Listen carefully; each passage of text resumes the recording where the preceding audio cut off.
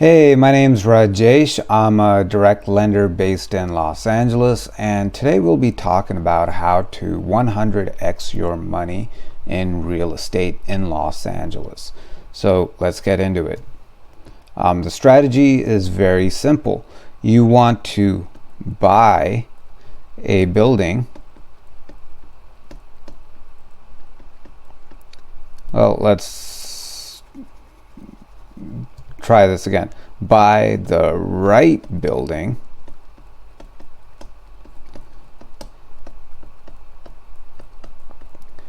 with the minimum down payment,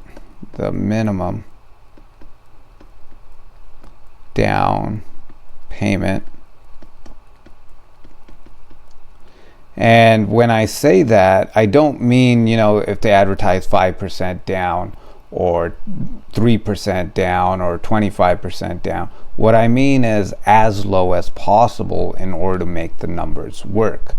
That's what I mean by the minimum down payment. Minimum down payment necessary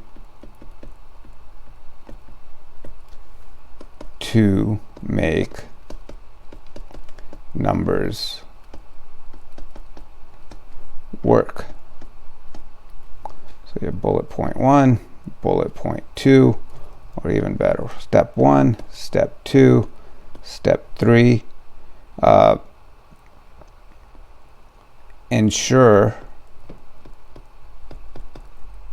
it cash flows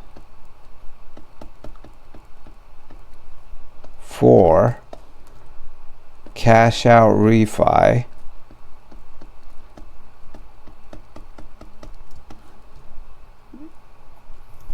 the original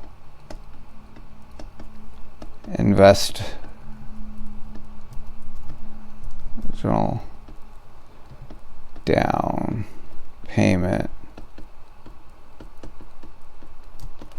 plus loan costs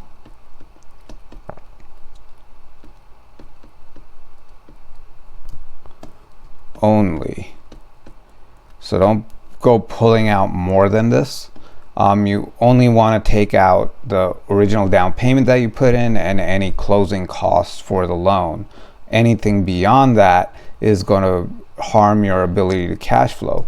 And this will usually be around years 5 to 10.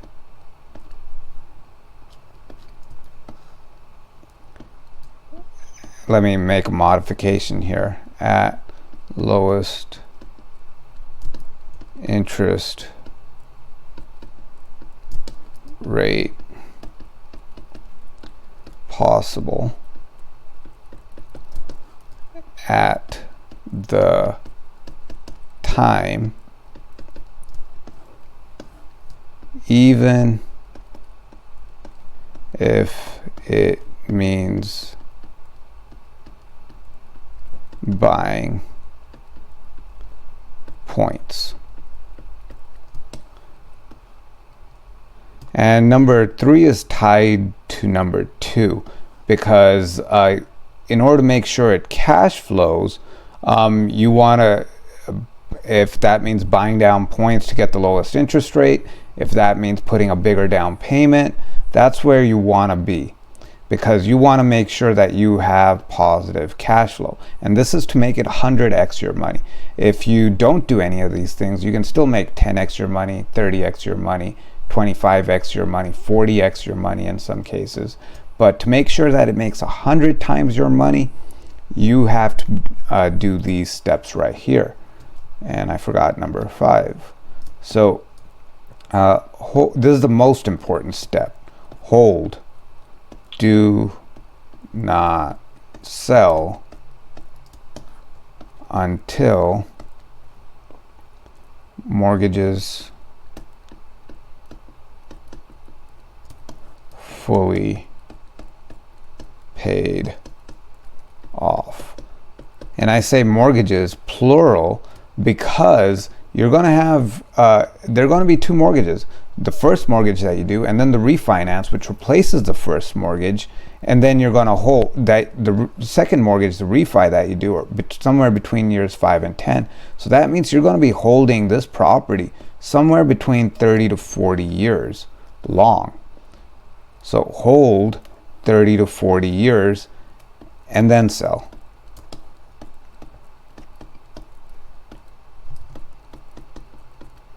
So that's the rough step-by-step process right there. So you're going to buy the right building, and I go through in my other videos how to do this, how to analyze a building not only over the short term but the long term.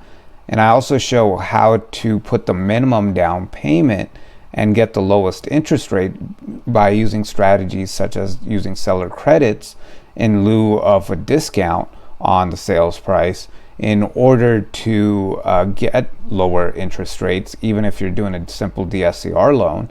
And then doing those will ensure that it cash flows. Once it's cash flowing, you're just gonna take that cash and not live on it.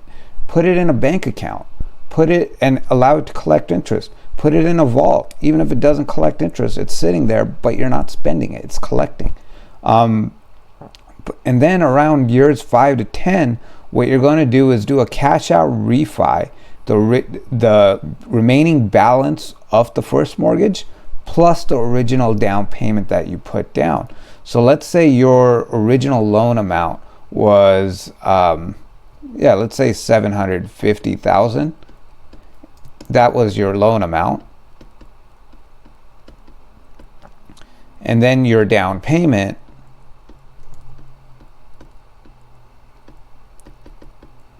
was $250, and then let's say closing costs or loan costs, financing costs, were, let's say, $50,000. Okay,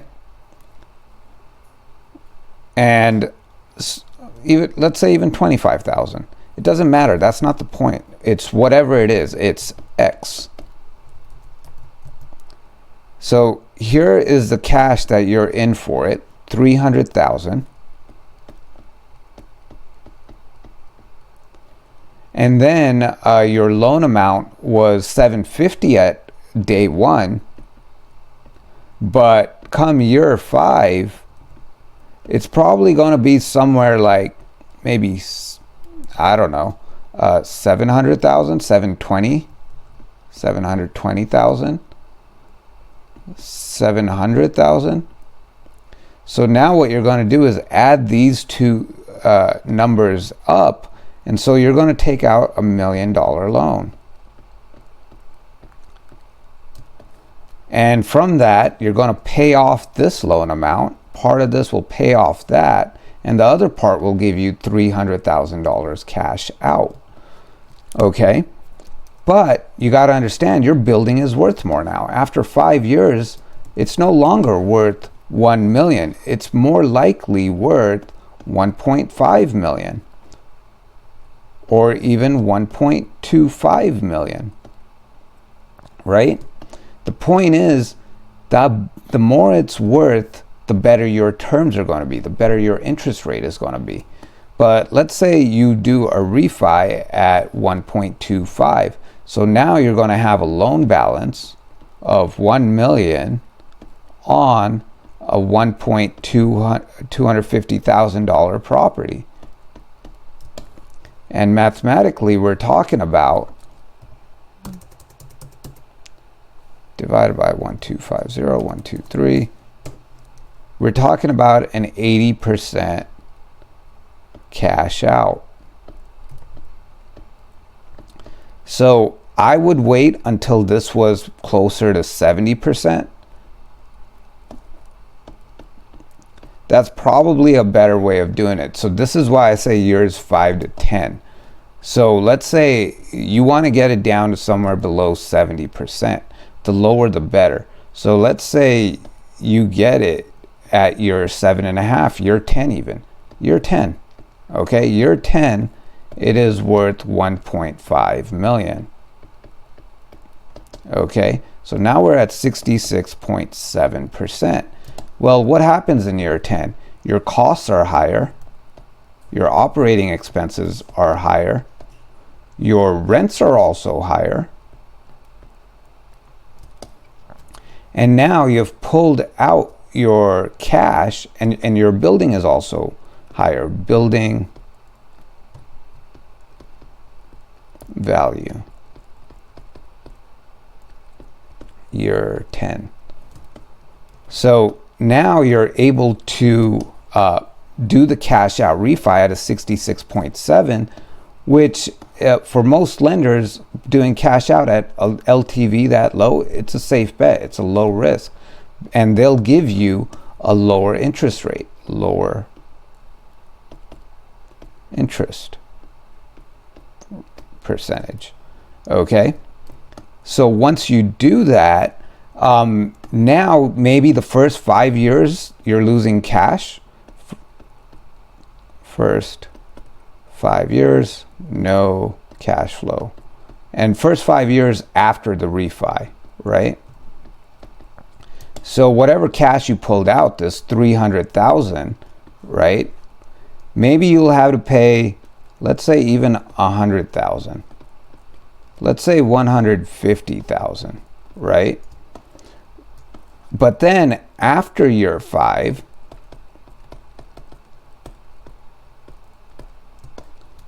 you start cash flowing.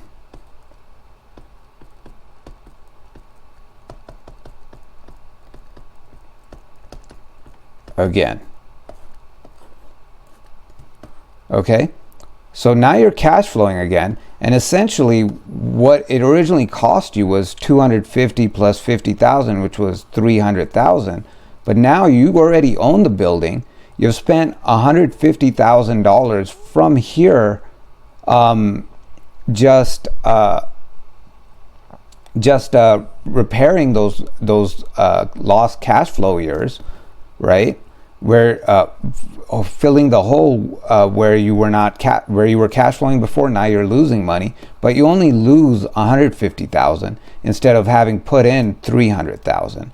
Okay, and then after 30-40 years, let's say you did the refi on year 10, so 10 years plus the original plus the new 30-year mortgage.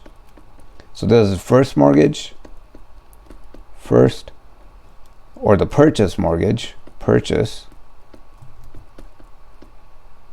and here's the refi. So that's 40 years total. You sell this year 40.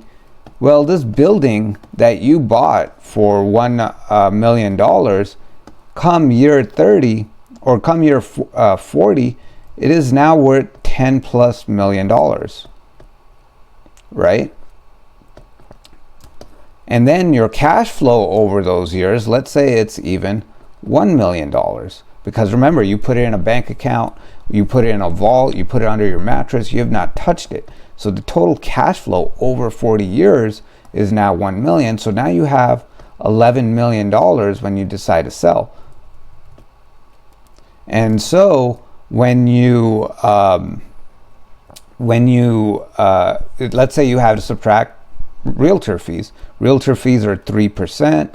So let's see what 3% of $11 million is. 123 times 0.03. So 330,000. So minus 123. So you're left with 10,670,000. 123. So this is, and remember your losses now are 150,000. So let's see if we were to turn this into the absolute. So 10670,123 divided by 150,000 times 100.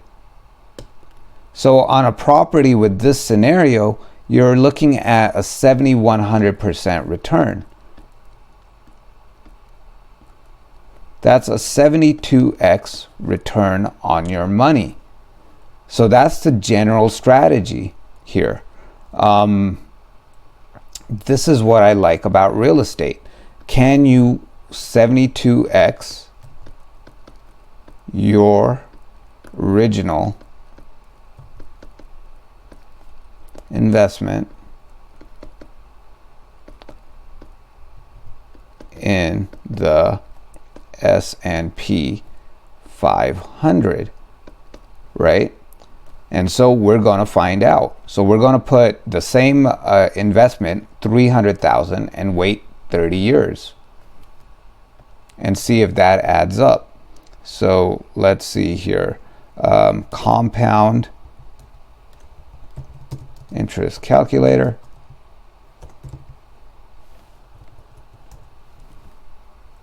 So we're going to put 300,000, monthly contribution 0, and let's say 30 years, interest rate 7 to 10% per year,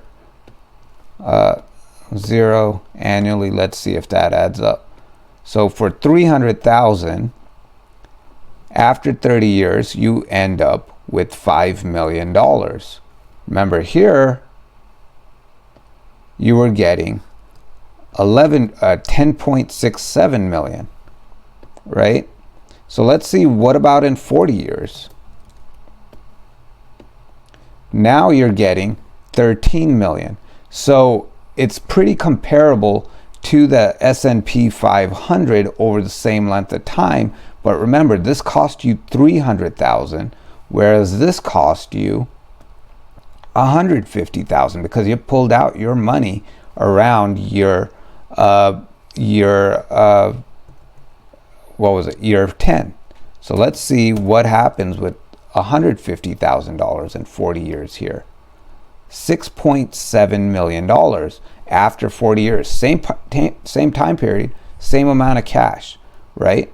$150,000, 40 years, 10% interest rate. 40 years you have 6.7, and here you have 10.67. Does that make sense? I hope that makes sense. But that's why I like real estate more than the stock market. It's a little bit more active, but your return on investment is much bigger, almost 2x. So let's see what it is in terms of percentage here. So we have 6.7 million, right? 6788, 123, divided by 150,000. That's a 45x return on your money. Now, some of you might be saying, well, yeah, I don't have to deal with tenants or laws or maintenance or whatever. Yes, you're right. Your return is less, your work is less. You do more work, you get a bigger return. Think about that. Until next time.